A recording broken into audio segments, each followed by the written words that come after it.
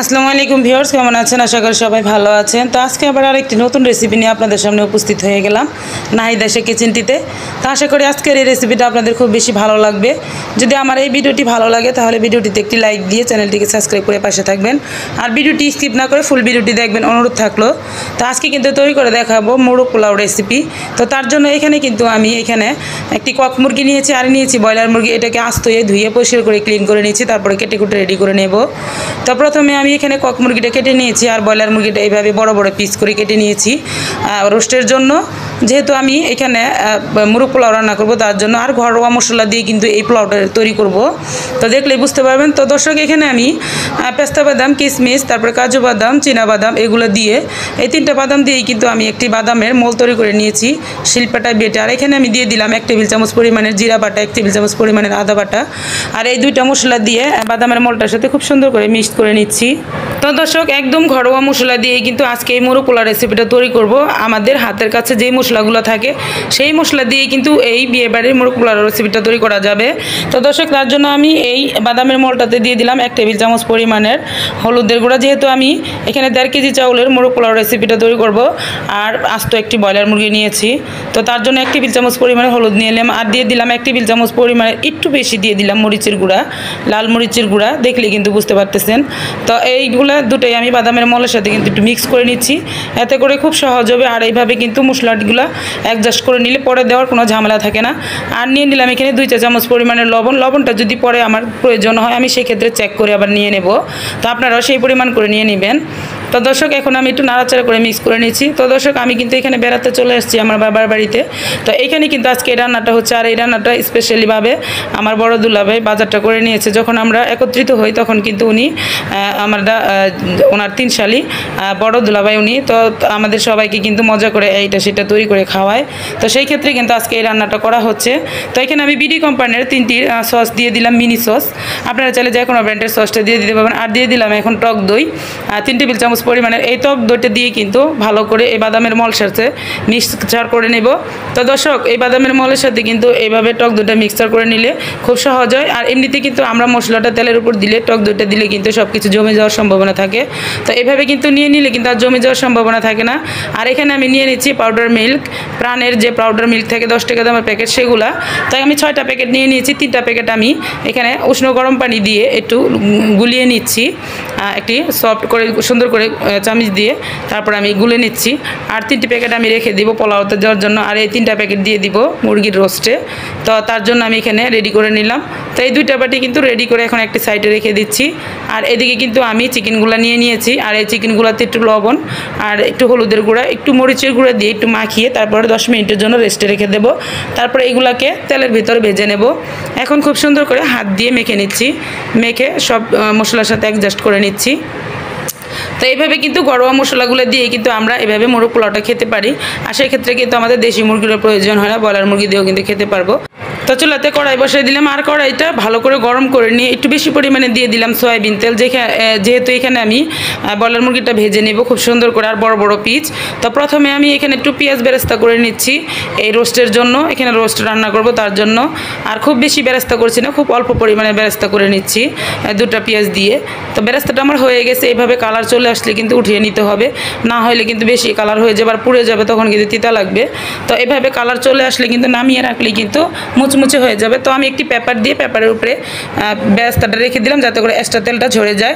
আর এদিকে আমি আরও তেলটাকে খুব ভালো করে গরম করে নিয়ে তারপর আমি এখন চিকেনের পিসগুলোকে দিয়ে দিচ্ছি, এতে করে খুব সুন্দরভাবে ভাজা হয়ে যাবে। আর তেলটাকে একদম হাই হিটে গরম করে নেবেন যাতে করে দেওয়ার সাথে সাথে কোনো পানি ছাড়ার সুযোগ না পায়, এক চান্সে চিকেনগুলো শুকিয়ে আসে। তো এভাবে দেওয়ার পরে কিন্তু আমি বারবার উল্টে পাল্টে তারপরে লালচে কালার করে ভেজে নিচ্ছি, দেখলে কিন্তু বুঝতে পারবেন। তো বারবার কিন্তু আমি উল্টে পাল্টে দেখুন একদম লাল কালার করে নিয়েছি। এখন আমি একে একে উঠিয়ে নিব। এভাবে আমি 2টি স্টেপে কিন্তু চিকেনটাকে ভেজে নিয়েছি, পুরো চিকেনটাকে কিন্তু আমি একইভাবে ভেজে নিয়েছি। আর দেখুন খুব সুন্দরভাবে লালচে কালার চলে আসছে। আর এখানে আমার সবগুলা চিকেন ভাজা হয়ে গেছে। তো এখন আমি এখান থেকে ভাজা তেলটাকে অর্ধেক সরাই রাখছি, আর অর্ধেক তেলটাতে আমি দিয়ে দিলাম তেজপাতা, আর দিয়ে দিচ্ছি এখানে এলাচি। আর আমি এখানে কোনো দারচিনি ব্যবহার করিনি, আমার হাতের কাছে দারচিনি ছিল না, আমি কোনোখানেই কিন্তু দারচিনিটা ব্যবহার করিনি। আপনারা চাইলে কিন্তু এই যে আমি বাদামের মলটা তৈরি করছি সেই বাদামের মলের ভিতরে কিন্তু জয়ত্রী, জয়ফল, কাবাব চিনি, তারপর স্টার 3 এগুলো সব মশলাই কিন্তু অ্যাড করে দিতে পারবেন। আমি যেহেতু ঘরোয়া মশলা দিয়ে তৈরি করতেছি তার জন্য আমি দিলাম না। এগুলো মশলা দিলে কিন্তু আরও টেস্ট বেড়ে যাবে। তো আমি এখানে দারচিনি, তেজপাতা দিয়ে তেলের উপর একটু ভেজে নিয়ে তারপর আমি পেঁয়াজ কুচি দিয়ে দিলাম। আর পেঁয়াজ কুচিটা এখন কিন্তু আমি খুব সুন্দর করে একটু ভাজা ভাজা করে নিচ্ছি। এটা যখন ব্রাউন কালার চলে আসবে তখন আমি আরও মশলা দিয়ে দিচ্ছি। এখন দিয়ে দিচ্ছি আমি রসুন 1.5 টেবিল চামচ পরিমাণের। আর তেলের উপর রসুনটাকে খুব ভালো করে ভেজে নিচ্ছি যাতে করে রসুনের কোনো কাঁচা গন্ধটা এখানে না থাকে।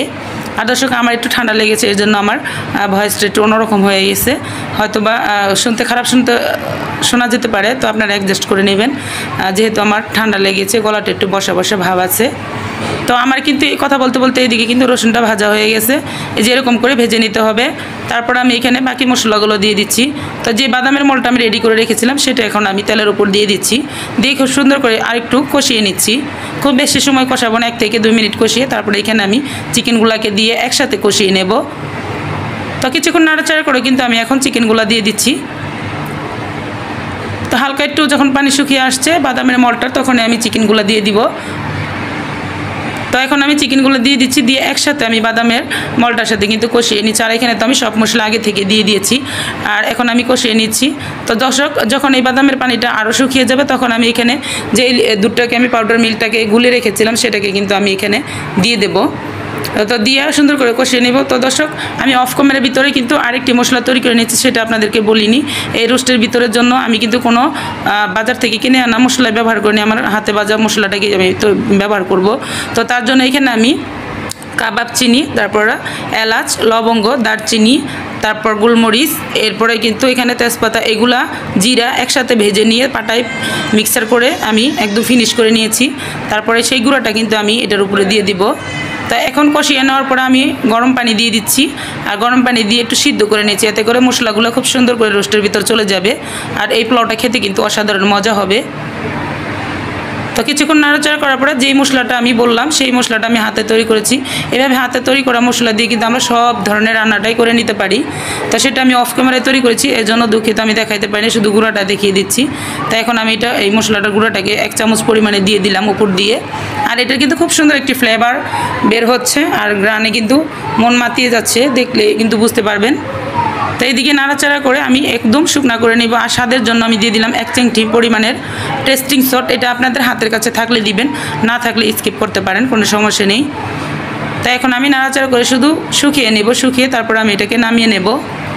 আর কোনো কিছু মশলা আমি এখানে ব্যবহার করব না। শেষের দিকে আমি দিয়ে দিলাম 2-3টা কাঁচামরিচ আস্ত। এই তো শুকিয়ে গেছে, আর কিছুক্ষণ নাড়াচাড়া করে কিন্তু আমি নামিয়ে নেব। আর শেষের দিকে দিয়ে দিচ্ছি আমি পেঁয়াজ বেরেস্তাগুলো এটার উপরে। আপনারা চাইলে কিন্তু এই বেরেস্তাগুলো পোলাওতে দিয়ে দিতে পারবেন, তো আমি এখানে দিয়ে দিলাম। আর আমি যে তেলটা রেখে দিয়েছিলাম সেই তেলটা দিয়ে কিন্তু পোলাওটা রান্না করব 1.5 কেজি চাউলের। এখন দিয়ে দিচ্ছি তেজপাতা, আর দিয়ে দিচ্ছি এখানে এলাচি 4-5টার মতন। তো এইগুলো দিয়ে একটু তেলের উপর ভেজে তারপরে কিন্তু আমি পেঁয়াজ কুচি দিয়ে দেবো। এক্সট্রা কোনো তেল নেওয়ার দরকার নেই, সেই তেলটা দিয়ে কিন্তু পোলাওটা তৈরি করা যাবে। তো এখন পেঁয়াজ কুচি দিয়ে দিলাম। আর পেঁয়াজ কুচি দিয়ে যখন ব্রাউন কালার হয়ে যাবে তখন আমি এখানে দিয়ে দিচ্ছি রসুন বাটা 1 টেবিল চামচ পরিমাণের। কিছুক্ষণ রসুনটাকে তেলের উপর ভেজে নিয়ে তারপর এখানে আমি দিয়ে দিচ্ছি আদা বাটা। এইভাবে রসুনটাকে তেলের উপর ভেজে নিলে কিন্তু কোনো কাঁচা ভাব থাকে না, আর খেতে কিন্তু খুবই ভালো লাগে। আমরা অনেকে হাতে মশলা মাখিয়ে তারপর কিন্তু পোলাওটাকে রান্না করি, সেই ক্ষেত্রে কিন্তু এই রসুনটা কাঁচা কাঁচা গন্ধ থাকে। তো এইভাবে তেলের উপর ভেজে নিলে কিন্তু রসুনটার কোনো কাঁচা গন্ধ থাকে না। তো দর্শক কিছুক্ষণ ভেজে নেওয়ার পরে কিন্তু আমার এখানে রসুনটা একদম ভাজা হয়ে গেছে। তো এখানে আমি আবার 1 টেবিল চামচ পরিমাণের আদা বাটা দিয়ে দিচ্ছি, দিয়ে আবারও আমি নাড়াচাড়া করে নিচ্ছি তেলের উপর। তো দর্শক এখন আমি আদা বাটাটা দিয়ে দিলাম। আর আদা বাটাটা দিয়ে তারপরে কিন্তু আমি এখানে খুব সুন্দর করে মিক্স করে নিচ্ছি। তো বেশিক্ষণ ভাজার দরকার নেই, আদাটা দিয়ে খেলে 1 থেকে 1.5 মিনিট ভেজে নিলে কিন্তু ভাজা হয়ে যাবে। তো এখানে আমি আবার গরম পানি দিয়ে দেবো। আমি সব কিছুতেই কিন্তু গরম পানি ব্যবহার করেছি, এতে করে খুব দ্রুত হয়ে যাবে আর ভালো লাগবে রান্নাটা। তো মশলাটা যাতে পুড়ে না যায় এর জন্য আমি একটু গরম পানি দিয়ে দিলাম, দিয়ে একটু নাড়াচাড়া করে দিচ্ছি মশলাটা থেকে। তো এর ভিতরে কিন্তু আমি গরম পানি দিয়ে দিচ্ছি। আমি 1.5 কেজি চাউলে প্রায় 3 কেজি পানি দিয়ে দিয়েছি। আর এখন আমি এই যে বাকি যে আমার 3টি গুঁড়া দুধ ছিল সেই 3 প্যাকেট গুঁড়া দুধটা কিন্তু আমি গরম পানির উপরে দিয়ে দিচ্ছি। আর আমি পোলাওটাকে এইভাবে রান্না করবো। আপনারা চাইলে কিন্তু তেলের উপর চাউলটাকে ভেজেও রান্না করতে পারবেন। তো এইভাবে রান্না করলে কিন্তু ঝরঝরে হয় আর খুব দ্রুত হয়ে যায়, আর খেতেও কিন্তু ভালো লাগে। তো দুধটা দেওয়ার পরে কিন্তু আমি একটু ভালো করে মিশিয়ে নিচ্ছি যাতে করে কোনো দলা টলা না থাকে। ভালো করে পানিটার বলক চলে আসলে তারপরে কিন্তু আমি চাউলগুলো দিয়ে দিচ্ছি, পোলার চাউল। তো একে একে আমি সবগুলো চাউল দিয়ে একটু ভালো করে নাড়াচাড়া করে তারপরে আমি ঢাকনা দিয়ে ঢেকে দিচ্ছি ভালো করে বলক চলে আসার জন্য। যেহেতু এখানে আমার কড়াইটা বড়, অনেক বড়, এই কড়াইতে কিন্তু 4 থেকে 5 কেজি চাউল একেবারে রান্না করা যাবে।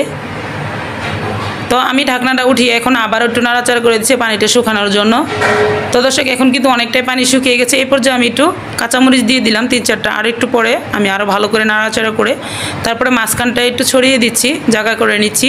এখানে আমি যে মুরগির রোস্টটা রান্না করে রেখেছি সেই রোস্টটা কিন্তু এখানে দিয়ে দেবো। আপনারা চাইলে কিন্তু সেই রোস্টটা কিন্তু আলাদাও রেখে দিতে পারেন, সেটা কিন্তু এইভাবেও পোলার সাথেও কিন্তু নিয়ে খাওয়া যাবে। তো আমি একটু মিশিয়ে দিচ্ছি, এতে করে বাচ্চারা খুব পছন্দ করে, বড়রা খুব পছন্দ করে, খেতেও ভালো লাগে, সব মশলার সাথে অ্যাডজাস্ট হয়ে যায়। তাই এখন আমি ভিতরে দিয়ে দিলাম সেই রোস্টগুলো রান্না করা। তো একটু চতুর্দিকে দিয়ে দিচ্ছি, এক জায়গায় দিচ্ছি না, যাতে করে সব দিকে চাউলটার সাথে মিশে যায়। তারপরে আমি কিন্তু পোলাওগুলো চাউলগুলো সব একসাথে চাপিয়ে দিয়ে তারপরে আমি ভাপে রেখে দেব।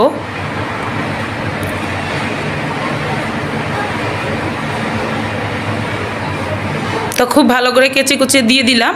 এখন আমি চতুর সাইড থেকে পোলাওগুলোকে দিয়ে একটু চাপ দিয়ে ঢেকে রাখতেছি 10 মিনিটের জন্য। 10 মিনিট ঢেকে রাখার পরে তারপরে কিন্তু আমি আবারও চলে আসব। এভাবে কিন্তু আমি 2-3 বার পোলাওটাকে নাড়াচাড়া করে দেব, অ্যাডজাস্ট করে নেব মশলার সাথে।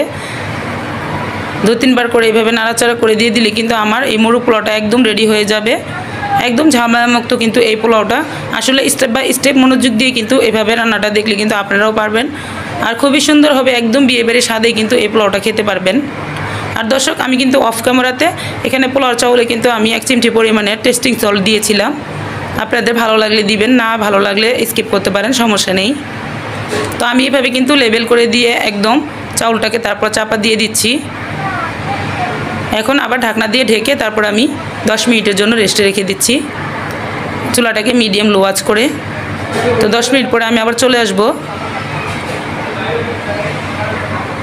তো দর্শক 10 মিনিট পরে এখন আমি আবারও একটু মশলার সাথে নাড়াচাড়া করে মিক্স করে নিচ্ছি। তো দর্শক খুব সুন্দর করে কিন্তু খুন্তি দিয়ে আবারও আমি মশলার সাথে অ্যাডজাস্ট করে নিচ্ছি। তারপরে আমি আবারও কিন্তু ঢাকনা দিয়ে রেখে দেবো 5 মিনিটের জন্য। তো দর্শক মশলার সাথে কিন্তু মিক্স করা হয়ে গেছে, এখন আমি ঢাকনা দিয়ে 5 মিনিটের জন্য রেখে দিলাম। তো দর্শক 5 মিনিট পরে কিন্তু আমি পরিবেশন করে নিচ্ছি, একদম পারফেক্টভাবে রান্নাটা করা হয়ে গেল। তো একদম ঘরোয়া মশলা দিয়ে কম খরচে কিন্তু আমি এই মুরগ পোলাওটা তৈরি করে নিলাম। আপনাদের কাছে যদি ভালো লাগে আপনারা ওইভাবে তৈরি করবেন। তো আমাকে লাইক কমেন্টে জানিয়ে দিবেন। আপনারা যারা আমার চ্যানেলটিতে নতুন তারা আমার চ্যানেলটিকে সাবস্ক্রাইব করে পাশে থাকবেন। তো আজ এই পর্যন্তই, আরও একদিন চলে আসবো নতুন কোনো একটি ভিডিও নিয়ে। ততক্ষণ পর্যন্ত আপনারা সকলে ভালো থাকবেন। সকলকে জানাই অসংখ্য ধন্যবাদ।